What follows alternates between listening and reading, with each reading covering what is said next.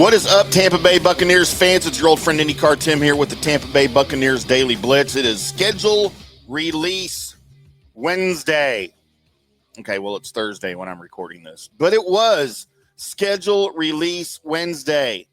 The Bucs schedule, along with the rest of the NFL, finally came out, and this is always a fun time of the year, right? I mean, the NFL's kind of gotten into this whole, even in the offseason, the NFL and its associated happenings and events, whatever, are all must-watch TV, right? It's all of it now. It's there is no off season, and I kind of dig it. I'm not gonna lie, kind of dig it here for the Tampa Bay Buccaneers 2025 schedule.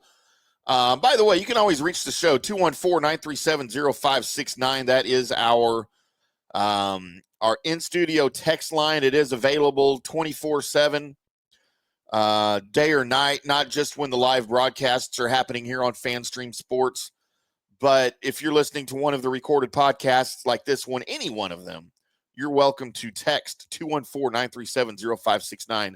Utilize that. Make sure you tell us who you are and where you're texting from, and then whatever your comment is.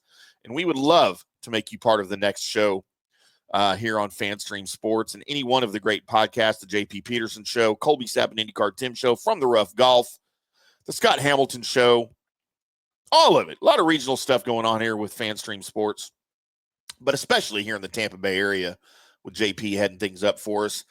But the Bucs schedule, there are some primetime matchups that I think are very interesting. You've got two Monday Night Football games against back-to-back division champs from last year.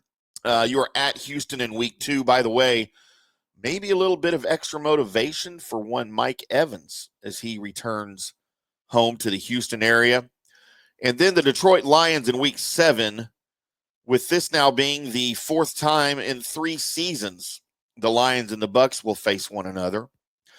Some of the other notable matchups in prime time, you've got a Baker Mayfield versus Matthew Stafford and the Rams matchup. Don't forget, the Rams sort of helped resurrect Baker Mayfield's career a couple of years ago before he signed with the Bucs in his incredible performance on Thursday Night Football, where he signed with the Rams out of, or was he traded? I don't even remember now. From saving his career from sure death in Carolina. As he goes to the Rams, everybody was injured, and he gets there on Tuesday to play a Thursday night game, and wearing the weird number 17 in a Rams uniform, by the way, but comes away with the victory. Just a tremendous performance. That performance, no doubt, caught the eye or eyes. I think he has two. Bucs general manager Jason Light, and I'm sure that had something to do with Light bringing him into Tampa Bay. So maybe some extra motivation for Baker Mayfield on Thursday Night Football in Week 15. They'll have the Atlanta Falcons in Week 15 there. So likely implications that late in the season for the division title for the NFC South, as the Buccaneers, I guess, call it the drive for 5 for the 5th straight NFC South title. No one has ever won 5 in a row, no team since the division's inception in 2002. The Saints won 4. I want to say it was the 4 prior to the Rams or to the Bucs. So it would have been, 17, 18, 19, 20. And then the Bucs now have rattled 4 off since 2021. So that Week 15 matchup at Raymond James against the Falcons, again, could clearly have divisional and therefore playoff implications. And just like last year, they're going to face the defending Super Bowl champions. This time, the Philadelphia Eagles. It's in Week 4. It is, and don't forget, the Bucs are the only team to beat the Eagles twice over the last 2 seasons. The Bucs, now they got steamrolled by the Eagles also last year, but they did beat them once. So they'll face the San Francisco 49ers also for the 4th straight year. They're 0-3 against the Niners. Hopefully that will change. The 49ers are expected, I think the over-under for wins for them was like 10.5. I don't know where that's coming from. I don't see that at all. I think the Niners are going to have another tremendously down season. Don't forget they were 6-11 last year, dealing with tremendous injuries and poor play. They have turned over a tremendous amount of players on their roster here in the offseason. Brock Purdy is entering his contract year. Nobody knows what's going to happen as John Lynch is quarterbacking that thing over there with Brock Purdy's contract. Could very well go into the season with no extension. I hear the two sides are pretty far apart and not getting closer. So, time for the Bucs to take advantage of that and beat the 49ers for the first time since 2018. So, let's get into the meat of the schedule. You guys by now have no doubt seen it. You know what it is, who they're playing, when they're playing it. I thought we'd have a little fun with it here, and I will give you my predictions, my game-by-game predictions. Now, to start the season, you start 2 games on the road at Atlanta, at Houston. I think you beat Atlanta. I think you beat Houston. You then go home to play the Jets and the Eagles. Look, I think if you can come out of that 4-game September run at 3-1, I think you're doing pretty good. I think one of those wins will be the Falcons, obviously. I think you will beat the Jets. And I see a win going 1-1 against the Texans and the Eagles. I don't know which one is going to be tougher for you, the Eagles at home or the Texans on the road on Monday night. I don't know. But I see you splitting the Texans and Eagles. So 3-1 going into the October stretch. The Seahawks, I think, is a win. That is at Seattle. Then you've got October 12th, the 49ers. I think that's a win. You get your first win since 2018. October 20th, another Monday Night Football game. This one from Ford Field in Detroit. Predicting an L. And look, a lot of questions for Detroit. They lose both coordinators. It's time to see what Dan Campbell can do as a head coach. What they do this season will say a lot about him. But I think they'll be fine. Just an outlandish prediction by me that the Lions will do fine. Week 8, October 26th, at New Orleans in the Superdome. Who's playing quarterback? Who cares? Kellen Moore will be an awful head coach, will be a horrible failure as a head coach in the NFL.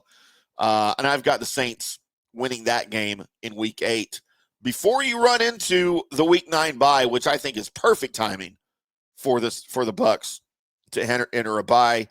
After 8 games, you can get some guys healthy. You'll no doubt be dealing with some minor, maybe nagging injuries for some guys.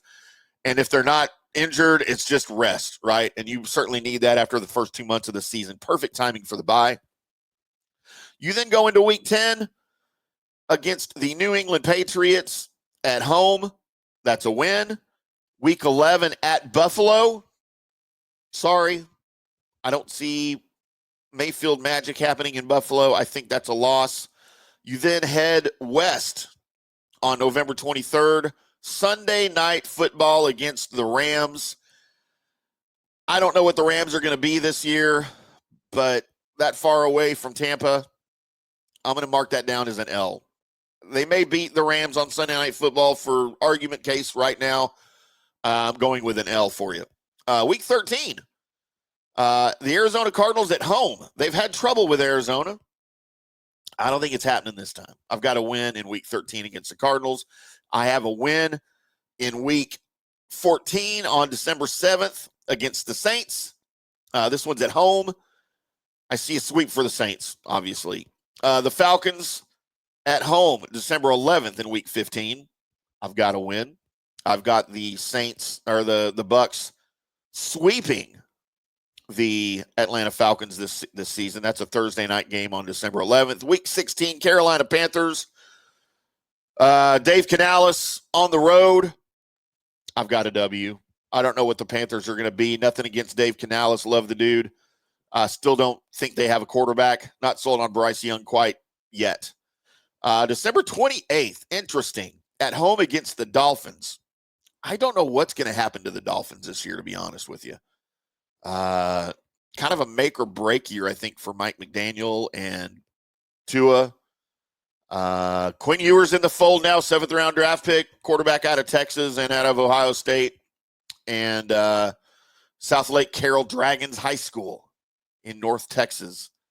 Don't know what to think of the Dolphins. I've got an L notched in for the Bucs.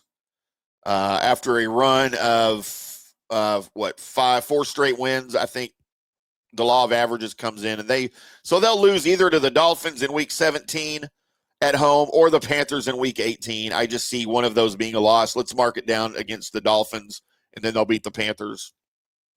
The Bucs are tied for the 14th easiest schedule in the league. Okay, you combine all of their opponents for this season, they had a .481 winning percentage, 48% wins in 2024, and I like those odds for the Bucs.